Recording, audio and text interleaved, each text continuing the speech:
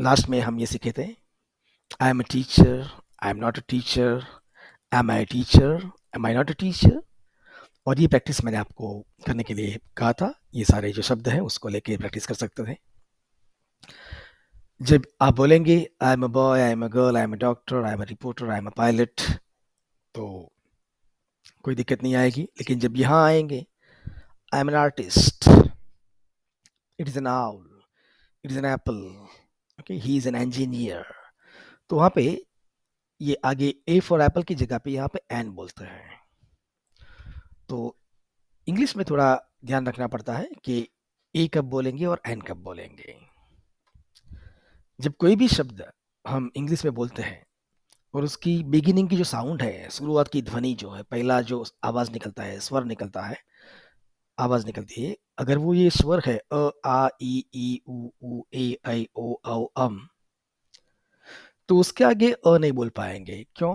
अ भी एक स्वर है और ये बाकी सारे स्वर के आगे स्वर बोलना थोड़ा मुसीबत वाला, मुश्किल वाला काम है। तो उसके आगे फिर एन बोलते हैं। एन में लास्ट में जो न साउंड आती है, तो एन न के बाद हम स्वर बोल पाएंगे। एन एप्पल, तो एप्पल से पहले अ नहीं बोलेंगे। आर्टिस्ट से पहले अ नहीं बोल पाएंगे। आई एम अ आर्टिस्ट, तो अ और आ दोनों स्वर एक साथ टकराएंगे गले में। सो आई एम अ आर्टिस्ट बोलना मुश्किल हो जाएगा, तो आई एम एन आर्टिस्ट ऐसे बोलेंगे। इट इज एन एप्पल, तो एप्पल के पहले अ एप्पल नहीं, एन एप्पल, तो बोलने में आसान रहता है। कोई भी शब्द का पहला जो ध्वनि होता है, साउंड होता है, साउंड यानी ध्वनि, स्वर, आवाज, अगर वो व्यंजन है, ये क ख ग घ, तो उसके आगे अ बोलते हैं। और जब ये स्वर निकलेगा, वॉवल्स का साउंड निकलेगा, तो उसके आगे एन बोलेंगे। ये सिंपल सी बात याद रखनी है। उसके लिए बहुत सारी यहाँ पे प्रैक्टिस दी गई है कि use of a and an only with countable but singular nouns. तो जो चीज़ों की गिनती कर सकते हैं ना, उसके आगे ही अ बोलेंगे। अ, जिसकी गिनती नहीं होती ना, जैसे कि मिल्क है, पेट्रोल है, उसकी गिनती नहीं करते, तो वहां पे अ मिल्क अ पेट्रोल नहीं बोलते। With an adjective if it is before noun, मतलब नाम के पहले कोई उसकी विशेषता वाला शब्द है, विशेषण, तो वहां पे उसके आगे लगाएंगे एन ओल्ड बुक। ये अ बुक, तो किताब एक है तो आगे अ लगाया। लेकिन किताब कैसी है? ओल्ड है, तो ओल्ड में पहले ओ बोलते हैं। तो जो पहली साउंड है वो ओ है, तो ओ क्या है? स्वर है। तो स्वर के आगे अ स्वर नहीं बोल पाएंगे, तो वहां पे एन बोलेंगे, एन ओल्ड बुक। तो जो इंग्लिश में जो भी सारे रूल्स बने हैं वो स्वर के मुताबिक बने हैं, उसकी आवाज जो निकलती है उसके मुताबिक बना है। तो वहां पे एन ओल्ड बुक बोलेंगे। सो ए विथ कॉन्सोनेंट साउंड्स, मतलब क ख ग, उसको कॉन्सोनेंट कहेंगे।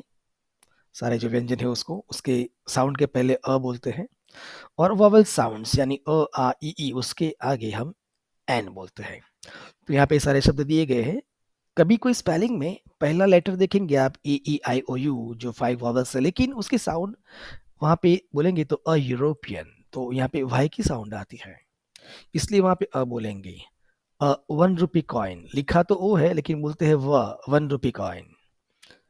यूनियन, तो वहां पे लिखा तो यू फॉर अम्ब्रेला है, वो इंग्लिश में वॉवल है, स्वर है, लेकिन उसकी साउंड वाई की है। तो English language sound based language है। साउंड क्या निकलती है वो देखना है, स्पेलिंग क्या है वो नहीं देखना है। यहाँ सामने भी यहाँ an arrangement, N arm, an accident लिखा है, लेकिन यहाँ नीचे आएंगे तो वहाँ पे आपको 1 2 और 3 शब्द मिलते हैं जिसमें पहला अक्षर एच है, HEIR, लेकिन उसमें पहला जो एच है वो सब में साइलेंट है, यहाँ पे उसके स्ट्राइक आउट किया हुआ है, तो उसको एन एर पढ़ेंगे। एर यानी जो वारिस होता है प्रॉपर्टी का, वो वारिश। An hour, an honest man, तो मैन के आगे अ लगेगा, अ मैन, एक इंसान, एक आदमी, बंदा, लेकिन एक नेक बंदा, एक ईमानदार, तो एन ऑनेस्ट मैन, तो ऑनेस्ट के आगे एन लगेगा। क्यों? वहां पे ओ बोलते हैं, ऑनेस्ट मैन। यहाँ पे अ बोलते हैं, आवर, यहाँ पे ए बोलते हैं, एर, तो जो पहली साउंड है वो स्वर है, इसलिए वहां पे एन बोलेंगे। तो ये प्रैक्टिस करेंगे। यहाँ पे आप LCD बोलते हैं, MLA बोलते हैं, NGO, तो स्पेलिंग कुछ भी है, लेकिन जो पहली जो ध्वनि निकलती है, जो पहला साउंड निकलता है, वो LCD में पहले ए बोलते हैं फिर ल बोलते हैं, LCD, MLA, इसलिए वहां पे एन लगते हैं। NLCD, NMLA, NNGO। तो ये ए कब बोलना है और एन कब बोलना है उसकी प्रैक्टिस करते रहिए, और ये जो सारे सेंटेंस है वो बना के बोलते रहिए, उसकी प्रैक्टिस करते रहिए।